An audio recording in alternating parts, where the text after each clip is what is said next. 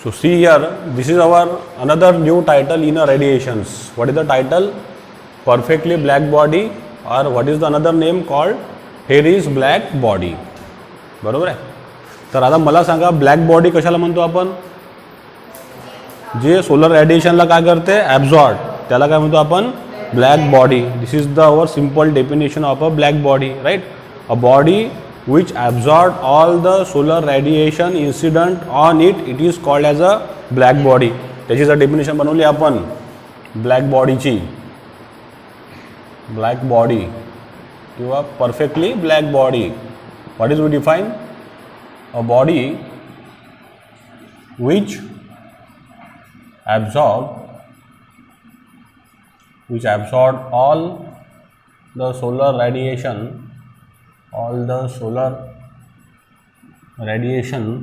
किंवा यालाच म्हणून मी सोलर रेडिएशन जाग्यावर which absorb all the radiant energy,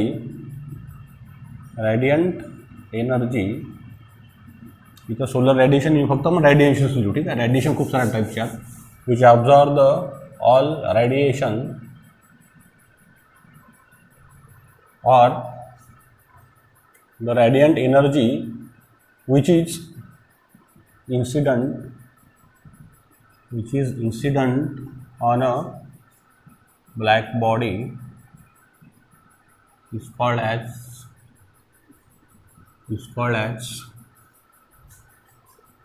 as perfect black body, right? Black body. ठीक आहे, एकदम सोपी डेफिनेशन आहे, काही कठीण आहे काय? नाही. अ body which absorb all the radiations, किंवा त्या रेडिएशनलाच काय म्हटलं आहे आपण? रॅडियंट एनर्जी. रेडिएशनलाच काय म्हणतो आपण? एक दुसरा शब्द आपल्याकडे आहे, रॅडियंट एनर्जी. आलं लक्षात? A body which absorb all the radiation or radiant energy which is incident on a, त्या बॉडीवरती, ठीक आहे? Which is incident on a body शब्द वापरू आपण इथं. Which is incident on a body is called as which body? Perfect black body. Yes or no? Yes. आता आपल्याला याचं कंडिशन माहीत आहे. काय कंडिशन आहे ब्लॅक बॉडीमध्ये सांगा मला? ए बरोबर 1, शाबाश. आर बरोबर 0 आणि टी बरोबर 0. आलं लक्षात? पण आता मला सांगा, आपण आयडियल ब्लॅक बॉडी बनवू शकतो काय कधी जगामध्ये? नाही. कारण का जगामध्ये परफेक्ट ब्लॅक बॉडी सुद्धा एक्झिस्ट नाही आहे. कारण का कोणाचीच व्हॅल्यू इतकी 1 येत नाही. आलं लक्षात? ती व्हॅल्यू होती 97%. म्हणजे 97% म्हणजे किती झाली ती? 0.97. आलं लक्षात? पण ते आपण अज्युम करतो की बा जिनं पूर्ण रेडिएशन ॲब्झॉर्ब केली तिची व्हॅल्यू किती येणार? 1. हो चला बेटा. आणि हे 1 कसं डिसाईड केलं आपल्याला माहीत आहे. कसं डिसाईड केलं आपण? How decide this A is equal to 1? कारण का तो फॉर्म्युला आपण प्रूव्ह केलेला आहे. काय फॉर्म्युला आहे? A plus R plus T R is equal to 1. ह्या दोन गोष्टी 0 झाल्या तर ॲटोमॅटिक ए बरोबर काय झाला? 1. आणि हा आपण कशासाठी कन्सिडर करतो? फॉर अ ब्लॅक बॉडी किंवा परफेक्ट ब्लॅक बॉडीसाठी. Yes or no? येस. आता बघा, आता जे आपण म्हणतो की जिची value A is equal to 1 आहे, ॲक्च्युली ती ए इज इक्वल टू 1 नाही आहे, ती 97% आहे, म्हणजे 0.97. तर ती बॉडी कुठली आपल्याकडे? Ferry's black body. एक सायंटिस्ट होतं, त्यांनी ती बॉडी बनवली. कोणती? Ferry's black body. आता हिची डिझाईन कशी आहे बघा. आता let's we focus here. What is the design of this Ferry's black body? Very simple. Ferry's black body एकदम सिम्पल डिझाईन आहे, बरोबर आहे? आता इकडे बघा. आता त्यांनी 2 असे वॉल कन्सिडर केले. एक वॉल घेतली त्यांनी अशी गोलवाली. Consider the 1 wall.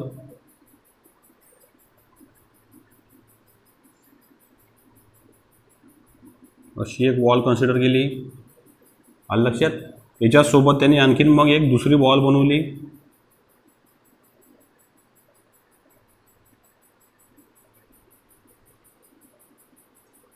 Yes or no? Yes. अशी त्यांनी वॉल घेतली.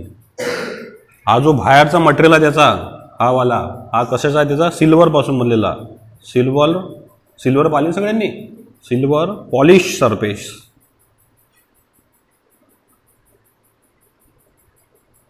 ठीक आहे, व्हिडिओ चालू आहे ना. जो आउटर सरफेस आहे त्याचा, the outer surface is constructed by what is silver polish surface. Yes or no? Yes. Very simple design.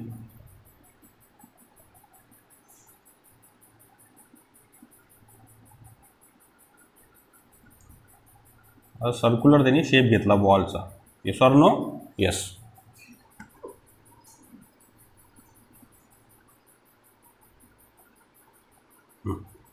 ठीक आहे. आता हे जे आहे this is the vacuum portions. Vacuum कुठं पाहिलं तुम्ही सांगा मला? व्हॅक्यूम थर्मास पाहिलं तुम्ही? थर्मास म्हणजे आपण चहा ठेवतो आपण, किंवा आपली बॅग इथे असते पाण्याची बॉटल थंडीवाली, तर त्याच्यामध्ये असे व्हॅक्यूम असतात. म्हणजे एक पहिले पोर्शन आलं लक्षात, म्हणजे असा एक पोर्शन आणि दुसरा हा, आणि हा जो आहे की नाही पूर्ण रिकामा असते, याच्यामध्ये काहीच भरलं नसते. आलं लक्षात. म्हणजे हे एक भिंत आणि दुसरी हे वाली भिंत, याच्यामध्ये काहीच नसतं. आलं लक्षात. म्हणजे there is complete vacuum. Vacuum असल्यामुळे काय असते, याच्यात जर आपण चहा टाकला तर ह्या बॉटलमध्ये, अशी आपली ती बॉटल आहे किंवा थर्मास आहे आपलं, असं ते व्हॅक्यूम आहे पूर्ण. आलं लक्षात. ह्याच्यामध्ये काही जागा आहे का? हे पूर्ण रिकामी जागा आहे, याच्यामध्ये हवा पण नाही आहे. It is completely vacuum. Vacuum म्हणजे there is no existence of the air will be there's. याच्यामधली सगळी हवा त्यांनी बाहेर काढलेली आहे. लक्षात. आणि याच्यामध्ये आपण चहा टाकतो किंवा पाणी टाकतो, तो कसा राहते? थंड राहते पाणी टाकलं तर. आणि चहा जर असला तर तो काय राहते? गरम राहते खूप वेळ. आता तो चहा गरम राहते म्हणजे काय झालं सांगा बरं? या चहामधली जी हीट आहे ती बाहेर गेली काय? का बरं गेली नाही? पॅक आहे म्हणून नाही. आलं लक्षात. आता आपण समजा पॅक जर एखादा ग्लास घेतला पूर्ण, तरी याच्यात चहा भरला तर अर्ध्या घंट्यानं म्हणा किंवा 10 मिनिटांना हा चहा पुरा थंड होऊन जाणार. आलं लक्षात. एखादं तुमच्या आता हे भेटली तुम्ही बॅग, वॉटर बॅग जे बॉटल आहे त्याच्यात चहा भरा, गरम गरम पाणी भरा आणि ठेवून द्या. ते काय होईल? थोड्या वेळानं पूर्ण थंड गारून जाईल. पण याच्यात होते का तसं? का बरं होत नाही? कारण काय हे काय म्हणतात? पूर्ण व्हॅक्यूम आहे. व्हॅक्यूम असल्यामुळे काय आहे, याच्यातली जी हीट आहे ती लगेच बाहेर जातच नाही. जाणार ते खूप वेळानं जाणार, पण सडन जाणार नाही. का बरं? कारण का आपल्याला माहीत आहे की याच्यातून चहामधली हीट जर सराउंडिंगमध्ये जात असेल, बरोबर आहे की नाही? There is a hot tea or hot water, whatever we consider here. ठीक आहे. इथून आता हे पॅक केलं आपण, झाकण लावलं, हे पूर्ण पॅक आहे. असं जेव्हा वाटलं आपण त्याला असं घेऊन चहा काढतो झाकण ओपन करून. आता ह्या चहामधली हीट जे कशाच्या फॉर्ममध्ये आहे? लिक्विडच्या फॉर्ममध्ये आहे. ही हीट जर बाहेर जात असेल तर कुठलं मोड ऑफ हीट ट्रान्सफर आहे? कारण का इथं काय एक्झिस्ट आपल्याकडे? एअर. हे काय आहे? लिक्विड. आता याच्यातली हीट जर बाहेर जाणारच ती, तर कुठलं मोड आहे? Convection. Because we know the heat is transfer from liquid to gas, right. That is called as which mode of heat transfer? Convection. आता इथं कन्व्हेक्शन होणार, पण ते कसं होणार? खूप स्लो होणार. का बरं स्लो होणार? कारण मधात काय आहे? व्हॅक्यूम. आणि आपण ऑलरेडी शिकलेलो आहोत की व्हॅक्यूम मधून कोणती हीट ट्रान्सफर होते? फक्त रेडिएशन होते. कंडक्शन होते काय? कन्व्हेक्शन होते काय? नाही. मग आता ह्या व्हॅक्यूम मधून जेव्हा ही हीट बाहेर पडेल तर कायच्या फॉर्ममध्ये बाहेर पडेल? ती रेडिएशनच्या. आणि ती कशी राहील? मग खूप स्लो राहणार, एकदम फास्ट जाणार नाही. कारण का कन्व्हेक्शनला काय करून तो पुन्हा स्टॉप करून ठेवणार. का बरं? कारण मधात काही मीडियमच नाही आहे. मधात काय? पूर्ण ही व्हॅक्यूम आहे. There is complete vacuum will be there's. आता व्हॅक्यूमच नाही आहे तर मग इथं कन्व्हेक्शनचा रस्ता पूर्ण बंद झाला. कंडक्शनचा तर काही तिथं प्रश्नच नाही आला. तर कुठलं मोड ऑफ राहील? फक्त रेडिएशन. ते पण कसं होणार? खूप स्लो राहणार. आपला चहा लगेच थंडा काऊन होतो? कारण का त्याच्यामध्ये कन्व्हेक्शनही चालते, कंडक्शनही चालते, कन्व्हेक्शनही चालते. आता ॲट ए टाइम तिन्ही एनर्जी जर ट्रान्सफर होत असेल तर लगेच तो चहा थंडा होणारच आहे. इथं कोणती एनर्जी ट्रान्सफर होईल? फक्त रेडिएशन. म्हणून त्याला वेळ लागणारच तो चहा थंडा होण्यासाठी. आलं लक्षात. तो same design will be here. इथं त्यांना अप्लाय केली तर आता याच्यामध्ये त्यांनी व्हॅक्यूम क्रिएट केला. त्यालाच म्हणतो आपण इव्हॅक्युटेड पोर्शन्स. व्हॅक्यूमला दुसरं काय नाव आहे? इव्हॅक्युटेट्स. आलं लक्षात. इव्हॅक्युटेड किंवा vacuum will be there. Evacuated space. ठीक आहे. इव्हॅक्युटेड स्पेस किंवा याला शब्द दिला मी व्हॅक्यूम. आलं लक्षात. आता नंतर बघा आता अशी बॉडी डिझाईन केल्यानंतर आता हा जो अंदरला जी हे डिझाईन आहे, ही जी वॉल आहे, बरोबर आहे, याला त्यांनी ब्लॅक कोटिंग लावली पूर्ण.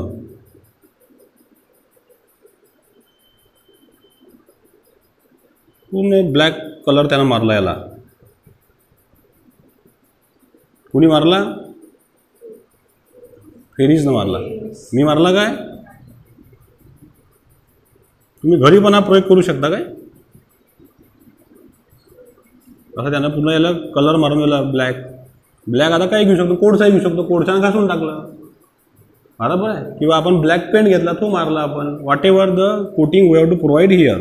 आलं लक्षात? असं त्यांना हा inner wall, this is the inner portions.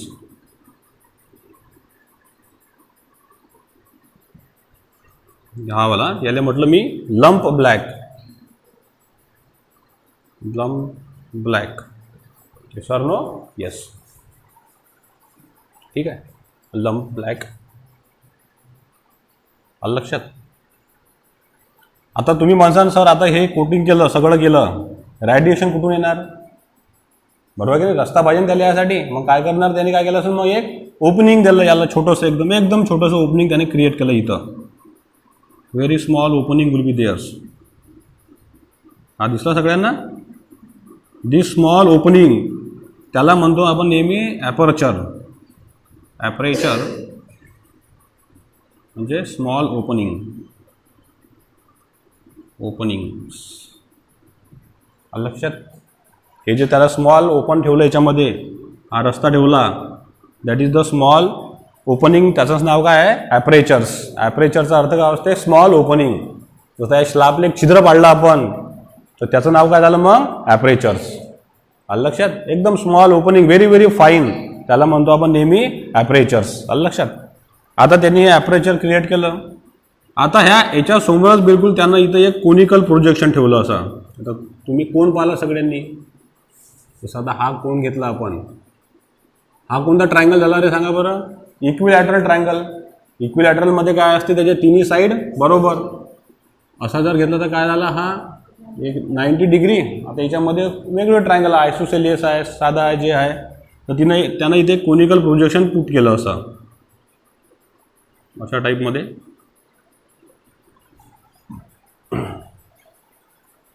$90 डिग्रीवाला angle घेतला त्यांनी असं. आलं लक्षात? म्हणजे असा ट्रायंगल त्यांनी कन्सिडर केला. आलं लक्षात? दिस वन. आता सोलर रॅडिएशन इकडून जेव्हा ट्रान्सफर करू आपण from this opening, this is the solar radiation enter.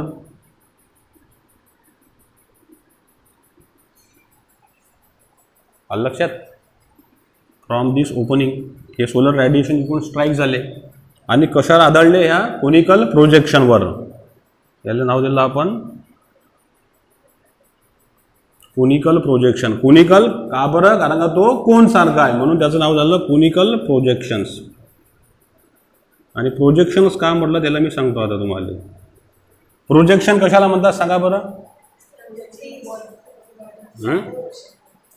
जसं पिक्चर पाहिलं जातो का नाही आपण, तर त्याचे लाईट निघतात, जिथून अशी एनर्जी बाहेर निघते त्याला काय म्हणतो आपण? प्रोजेक्शन्स. आलं लक्षात? असे निघतात लाईट्स सगळे, that is called as the projections. Okay, मग याला त्या नाव दिलं मग कोनिकल प्रोजेक्शन्स. ओके. आता हे सोलर रॅडिएशन आले आणि कशावर ते स्ट्राईक झाले? सगळ्यात पहिले कशावर? ते ह्या कोनिकल प्रोजेक्शनवर. बरोबर आहे? कशातून आले हे? या स्मॉल ॲपरेचरमधून. यालाच काय म्हटलं आपण? Small openings. किती वॉल आहे याच्यामध्ये? कितने वॉल है कौशल इसके अंदर? 2 वॉल है. ये कौन सा है हमारा? Outer wall. ये है हमारी इनर वॉल. आउटर वॉलचा जो बाहेरचा सरफेस आहे तो कशापासून बनलेला आहे? सिल्वर. सिल्वरच का घेतला त्यांनी सांगा बरं? तोही त्यांनी पॉलिश घेतला. वाय? सांगा आता काय? का बरं? What is the reason? लगाओ लॉजिक अभी. हा आउटर जो पोर्शन आहे हा कशापासून बनलेला आहे? सिल्वर पासून. सिल्वर पासून का बरं घेतला? कारण सिल्वर काय? It is a good reflector. कारण का बाहेरून जे एनर्जी याच्यावर पडेल, आता ही बॉडी कुठे ठेवली आपण? सराउंडिंग मध्येच ठेवली आहे ना. क्या घर में रखेंगे कि आपण उसको बाहेर ऐसी रख दी. आता बाहेरचे पण रेडिएशन याच्यावर जर पडले तर यांनी ते ऑब्झर्व करायला पाहिजे काय, ते काय करायला पाहिजे, रिफ्लेक्ट. मग हा जो सिल्वरचा जो पॉलिश सरफेस आहे जो व्हाईट कलर असते तो काय करते, ते सोलर रेडिएशनला काय करेल, रिफ्लेक्ट. जसं आता इकून याच्यावर ते सोलर रेडिएशन पडलं, हा काय ॲब्झॉर्ब करेल काय, ॲब्झॉर्ब जर केलं तर ही बॉडी काय होणार, मग जे आपल्याला A=1 पाहिजे ती होणार आहे का, कधी नाही होणार. हे असं याच्यावर आलं, हे असं काय रिफ्लेक्ट होऊन जाणार. आलं लक्षात. Y reflect, because the outer portion is made by the which type of the material, silver material. Silver काय करत त्याला वापस पाठवून. आलं लक्षात. पण याला जे आपण छोटंसं गेट ठेवलं इथं, त्याचं नाव ठेवलं आपण ॲपरेचर्स. त्या ॲपरेचरमधून बरोबर काय आले, सोलर रेडिएशन असे पास झाले. ओके. आणि कशावर ते स्ट्राईक झाले, ह्या कोनिकल प्रोजेक्शनवर. आता मला इतकं सांगा, आता हा जो मी ट्रायंगल घेतला होता असा बनवला मी, असा असा आणि असा आहे तो, आणि हे सोलर रेडिएशन असे येत आहे. आता मला सांगा, ह्या ॲपरेचरची एक्सिस समजतं ना सगळ्यांना, एक्सिस म्हणजे सेंटर, आणि याचा सेंटर एक आहे काय, ॲपरेचरचा जो एक्सिस आहे सोलर रेडिएशन जे येत आहे, आणि ह्या कोनिकल प्रोजेक्शनचा एक्सिस एक आहे का सांगा बरं. एक आहे काय, अलग अलग आहे. कारण याचा जर एक्सिस काढला आपण तर तो कसा होणार, असा जाणार, आणि हे असे. लक्षात. म्हणजे solar radiation is incident on a conical projections. लक्षात. पण याचा एक्सिस, ॲपरेचरचा एक्सिस, ज्याच्यातून हे सोलर रेडिएशन येत आहे, आणि ह्या कोनिकल प्रोजेक्शनचा एक्सिस, हे एकमेकाला परपेंडिक्युलर आहेत काय, नाही. इथं दिसते आपल्याला. हा काय परपेंडिक्युलर अँगल झाला का सांगा बरं मला. किती अँगल झाला हा, किती होऊ शकते, 45 होऊ शकते किंवा 30 होणार. 90 डिग्री कसा होणार तो, हा असा आणि हा असा, हा एक्सिस आणि हे रेडिएशन्स, हे झाले किती डिग्री, असात काय ते. असे जर असते तर काय झालं असतं सांगा बरं मला. Suppose the axis is like that of this conical projections, आणि हे असं आलं असतं, याला भिडलं असतं, हे दोघं जर 90 डिग्रीवर आहे तर काय झालं असतं सांगा बरं मला. काय झालं असतं, जसं आता आपण इथं आरसा ठेवला, बरोबर हे असं आरसा आहे, इथून आपण रेडिएशन मारलं आणि ते 90 डिग्री आहे, असं जाऊन काय झालं असतं सांगा बरं मला. सांगा ना. जसं आता बॉल घेतला आपण, टेनिसचा बॉल, असा फेकला 90 डिग्रीनं भिंतीसोबत, काय होणार, तो कसा येणार, तसाच वापस येईल 90 डिग्रीनं. साधा लॉजिक आहे ना. ऐसी दीवाल है, ऐसा बॉल फेका मैंने 90 डिग्री में, जसा जाईन तसा सरळ आपल्याकडे वापस येईल. पण आता हा जर असा असला ना, असा फेकला देईन का तो, असा फेकला तर कुठं जाईन, वर जाईन तो. किंवा असा जर असला असा फेकला तर कसा येईल, खाली येणार. लक्षात. So that's why the axis of this conical projection and the small aperture not a perpendicular to each other, not a normal to each others. They are less than 90 degree or greater than 90 degree. Concept लक्षात आला ना तो. हे प्रश्न विचारतात CET मध्ये. The conical projection and aperture are perpendicular to each other. Perpendicular आहेत काय, नाही. कशात ते, त्यांचे एक्सिस परपेंडिक्युलर आहेत काय, नाही. They are not perpendicular to each other. का बरं,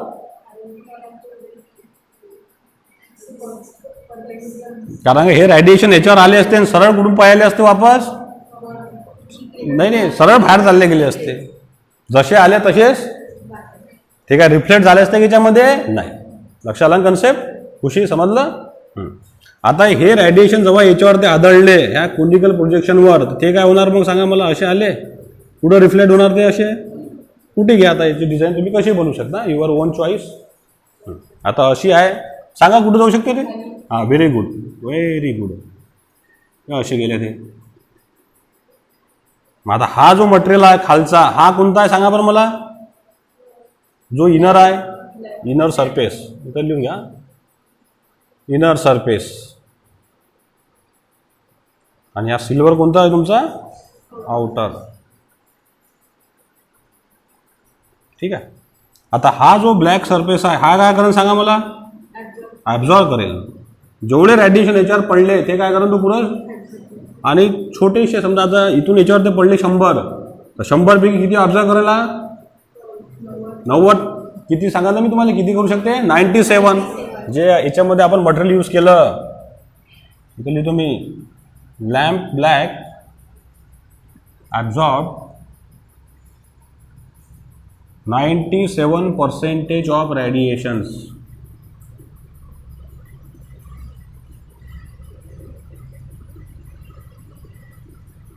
म्हणजे किती झालं ते 0.97. मग आता हे रेडिएशन इथं आले 100. लॉजिक पाहता 100 आ गए, इसके ऊपर स्ट्राइक हो गए. 100 जैसे स्ट्राइक हो गए वो किधर रिफ्लेक्ट हो गए, 100 के 100 इधर हो गए. इकडे पाहता कौशल किती आले इकडून 100. कशावर ते स्ट्राइक झाले, कोनिकल प्रोजेक्शनवर. याचं नाव दिलं मी कोनिकल प्रोजेक्शन. ते 100चे 100 कुठं रिफ्लेक्ट झाले, ह्या लंप ब्लॅकवर. ह्या लंप ब्लॅकनं किती घेतले आता सांगा 97, आणि किती वापस पाठवण 3. आता हे कुठं जाणार सांगा मला, हे इकडे गेले. आता हे 3 म्हणजे समजा आता इकडे गेले, तर ह्या 3 मधून तू किती घेणार आता परत 97% 3च्या. आलं लक्षात, समजू राहिलं सगळ्यांना. या 100 आ गए, 100 इथं स्ट्राईक झाले, 100चे 100 इकडे गेले. ह्या लंप ब्लॅकनं 100 पैकी किती घेतले 97, मग उरले किती 3. हे 3 सुद्धा काही बाहेर गेले काय, हे 3 कुठं स्ट्राईक झाले आता याच्यावर. आता ह्या 3 मधलेच त्यांनी अजून किती घेतले 97%. किती होणार आहे सांगा बरं, 3 मधले 97% जर असं गेले तर किती होतात ते 7 21 2 आणि 9 27, 27 आणि 2 किती 29, म्हणजे किती पर्सेंटेज झाले हे 2.91. आलं लक्षात. म्हणजे ह्या 3 पैकी ह्या जागेनं आता किती घेतले 2.91. ओके, म्हणजे 3 मधून मायनस काढले आपण 2.91. किती राहिले सांगा मला, किती 9, इथं 0, इथं किती राहिले आता 0. मग आता इथून रिफ्लेक्ट होणार किती असेल सांगा मला, इथून रिफ्लेक्ट होणार किती असेल आता 0.09. आता इथं आले 0.09, तर आता याच्यातले परत काय जाणार आता हे सांगा मला. अजून इथून हे असे रिफ्लेक्ट होणार हे इकडे. आलं लक्षात. ह्या 0.09 मधले हे किती घेणार आता परत 97, उरलेले 3% परत वरते रिफ्लेक्ट. आलं लक्षात. So in this way the whatever the radiation we have to transfer inside this Ferris black body which absorb all the solar radiations by the which process repeated multiple reflections. कारण का त्याच्या आतमध्ये काय होत आहे सांगा मला, रिपीटेड रिफ्लेक्शन होता है. एक सिंगल होता है क्या कधी, रिपीटेड हो रहा. ये पहला, ये दूसरा, ये तीसरा, हा 4था, 5वा, 6वा असं सतत चालू राहणार आहे. थांबणार आहे की ती process. So in this way this Ferry's black body absorb all the solar radiations. आलं लक्षात. So hence it is called as which body, perfectly black body. What is the definition, a body which absorb all the radiation किंवा radiant energy which is incident on a body is called as perfectly black body. प्रत्येक वेळा हे radiation याच्यावर ते पडत आहे, incident होत आहे, आणि प्रत्येक वेळा ते किती घेत आहे 97%, 3% वापस याचे 97. म्हणजे अशा प्रकारे त्या बॉडीने काय केले, सगळेचे सगळे रेडिएशन ॲब्झॉर्ब केले. म्हणून त्याला आपण काय म्हटलं, Ferry's black body. It is called as the perfect black body. समजलं सगळ्यांना. ओके, डायग्राम काढून घ्या, डेफिनेशन लिहून घ्या.